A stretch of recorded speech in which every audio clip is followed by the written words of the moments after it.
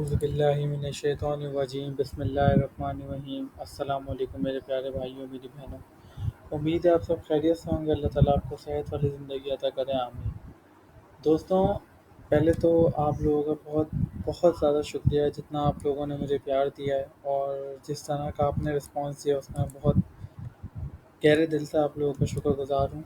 और जज़ाकल्लाह खैर, अल्लाह ताला आप लोगों को जज़ाए खैर दे।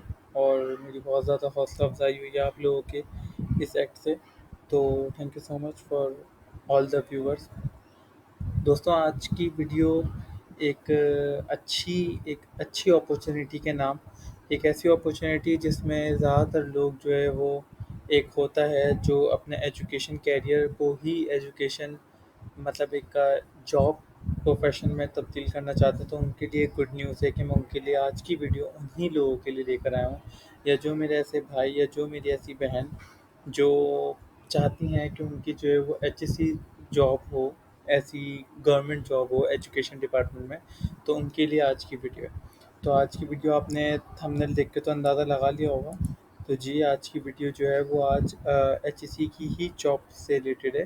एचएससी ने वैकेंसीज़ निकाली हैं और बहुत मुझे खुशी इस बात की हुई है कि बहुत ज़्यादा भारी मिकदार के अंदर निकाली हैं, मतलब डिपार्टमेंट्स के अंदर 300-300, 400-400, 13,000, 2,000, 3,000 की वैकेंसीज निकली है, जो कि इट्स वेरी गुड न्यूज़। बहुत अच्छी न्यूज़ है आप लोगों के लिए, बहुत अच्छी अपॉर्चुनिटी है। जो मेरा भाई है, जो मेरी बहन जो अवेल करना चाहता है इन चीज़ों को, वो फटाफट इस वीडियो को पहले लाइक करे, इस वीडियो को सपोर्ट करे, ठीक है। और इसके अंदर पूरा आपको जो है प्रोसेस पता चलेगा, किस तरीके से आप लोगों ने करनी है, क्या करनी है, कैसे करनी है, कहाँ अप्लाई करनी है, कौन कौन सी जॉब्स आई हैं, वो सब मैं आपको इस वीडियो के अंदर बताऊँगा। तो सीधा चलते हैं उस इश्तिहार के ऊपर जो एडवर्टाइजमेंट एचईसी की तरफ से हुई है वैकेंसीज़ की, उसके ऊपर। तो दोस्तों, जो भी मेरे व्यूवर्स हैं उनके लिए ये है, जो हायर एजुकेशन कमिश्नर की तरफ से जो है वो एक अपॉर्चुनिटी आई है स्टाफ के अंदर। जो अच्छा, इस स्टाफ जो है वो एजुकेशन टेस्टिंग काउंसिल का एक होता है, ईटीसी होता है, इसके अंदर वैकेंसीज आई हुई है। समझ लें, एक आप ये समझ लो कि एचईसी का ही छोटा सा डिपार्टमेंट है। तो खैर, आप उसके ऊपर नहीं जाओ, आप सिर्फ जॉब्स के ऊपर जाओ। अच्छा, देखें, जॉब्स आप देखो, 340, 800, 2666, 13,364, 3,200, ये बड़ी ज़बरदस्त जॉब्स अपॉर्चुनिटीज़ आई हैं। और इनकी सबसे अच्छी चीज़ जो मुझे लगी है, इनमें ऐसी जॉब्स भी हैं जो सिर्फ आपकी एजुकेशन इंटर मांग रहे हैं। सिर्फ आपने 12वीं पास करी हो अच्छे ग्रेड में, बी डिवीज़न में, आप यहाँ पे अप्लाई कर सकते हो। सीधा चलते हैं, इसके अंदर वही सारी थ्योरी लिखी हुई है कि एजुकेशन टेस्टिंग काउंसिल क्या होती है, किस तरीके से वर्क करती है, हर चीज़ इसके अंदर बताया हुआ है, ठीक है। हम सीधे चलते हैं जॉब के ऊपर। अच्छा, number of position, name of position है टेस्ट सिटी कोऑर्डिनेटर। कोऑर्डिनेटर चाहिए इनको टेस्ट सिटी का, ठीक है। अब टेस्ट सिटी कोऑर्डिनेटर क्या होता है, चीफ सुपरवाइज़र क्या होता है, सिर्फ सुपरवाइज़र क्या होता है, इन्विजिलेटर क्या होता है, mobile searching staff, gate security क्या होता है, ये सब बताऊँगा। टेस्ट सिटी कोऑर्डिनेटर ये होता है कि टेस्ट को किस तरीके से कोऑर्डिनेट करना है, जो भी आने वाले टेस्ट होते हैं उन टेस्ट को किस तरीके से लेके चलना है, पेपर फाइनल करना है, कहाँ कितने जाएंगे, किस सिनेरियो में जाएंगे, किस तरीके से जाएंगे, वो सब टेस्ट सिटी कोऑर्डिनेटर के हाथ में होती सारी चीज़ें। उसके लिए जो उन्होंने मांगी है वो मास्टर्स की डिग्री मांगी है, ठीक है। और एटलीस्ट 2 साल का एक्सपीरियंस हो टीचिंग डिपार्टमेंट में। अच्छा, इसके अंदर आपको जितना भी एक्सपीरियंस मिलेगा ना, वो सब टीचिंग डिपार्टमेंट से रिलेटेड ही मांगेंगे आपसे। ज़ाहिर है, वो आपको एजुकेशन सेक्टर में के अंदर जॉब दे रहे हैं, तो आपका पास्ट एक्सपीरियंस भी एजुकेशन से रिलेटेड ही मांगेंगे। तो उन्होंने मास्टर्स की डिग्री रिक्वायर्ड करी हो और एटलीस्ट मिनिमम 2 साल का एक्सपीरियंस हो आपका, ठीक है। या तो आपने मास्टर्स की डिग्री करी हो और 2 साल का एक्सपीरियंस हो, या फिर आपने बैचलर्स डिग्री करी हो और आपको 5 साल का एक्सपीरियंस हो। ये देखें, इसके अंदर इन्होंने लिखा हुआ है मास्टर्स डिग्री 18 साल की होती है, ठीक है, ठीक है। और 2 साल का एक्सपीरियंस, और मिनिमम बैचलर्स डिग्री, वो 5 साल का एक्सपीरियंस चाहिए। आपके पास मास्टर्स की डिग्री होगी, आई रिपीट, आपके पास मास्टर्स की डिग्री होगी तो आपको 2 साल का एक्सपीरियंस चाहिए इस जॉब के लिए, टेस्ट सिटी कोऑर्डिनेटर के लिए। और अगर आपकी बैचलर्स की डिग्री है तो फिर आपको 5 साल का एक्सपीरियंस रिक्वायर्ड होगा, ठीक है।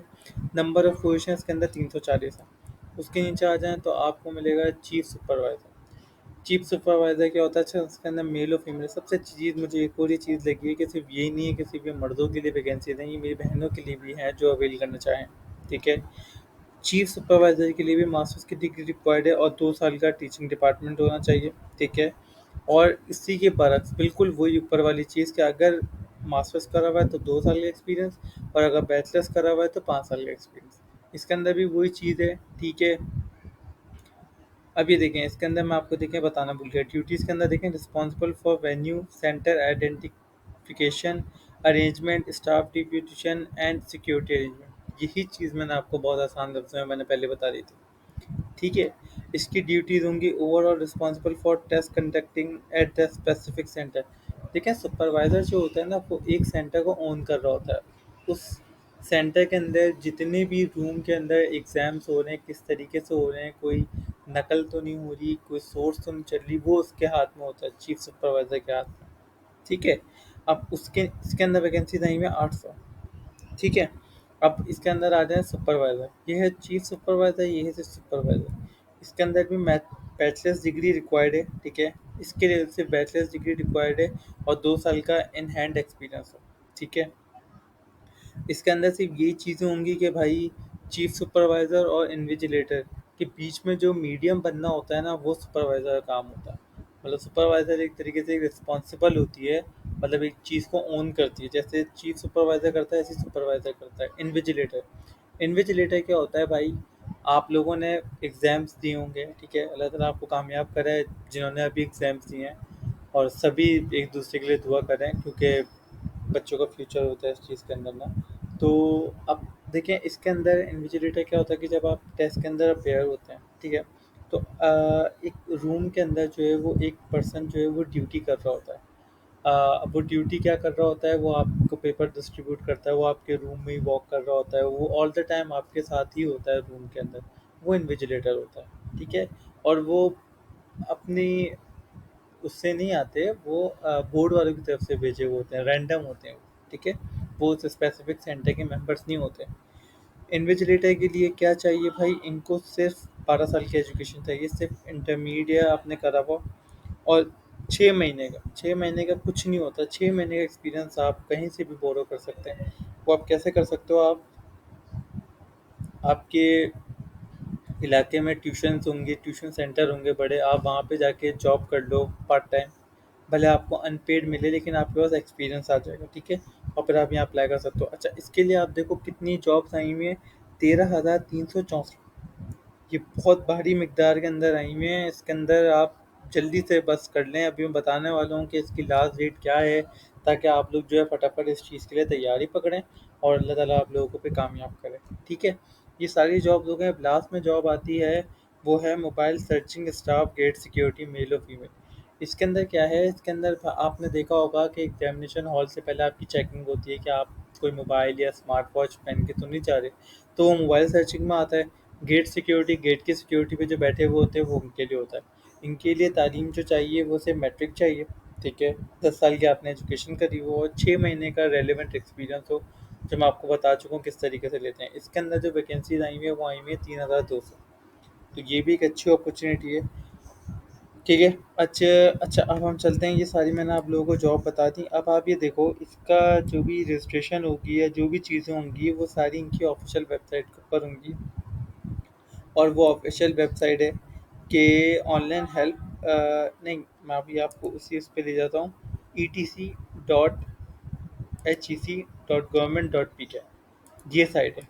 इस साइट पे जाके आपने जो है वो अपना सबमिट करवानी क्यूरी, और फिर उसके बाद आपको इंशाल्लाह जैसी भी चीज़ें होंगी वो आपको कॉल करके, आपको ईमेल करके बताती जाएंगी। इसका फ़ीस स्ट्रक्चर जो है वो ये है कि नॉन रिफंडेबल टेस्ट फ़ीस जाएगी 1200 रुपये। ठीक है? और वो आप किसी भी तरीके से भेज सकते हैं। वो इंटरनेट बैंकिंग हो गया, मोबाइल बैंकिंग हो गया, इजी पैसा, जैस कैश, यू पैसा, आप जैसे चाहें भेज सकते हैं। ठीक है?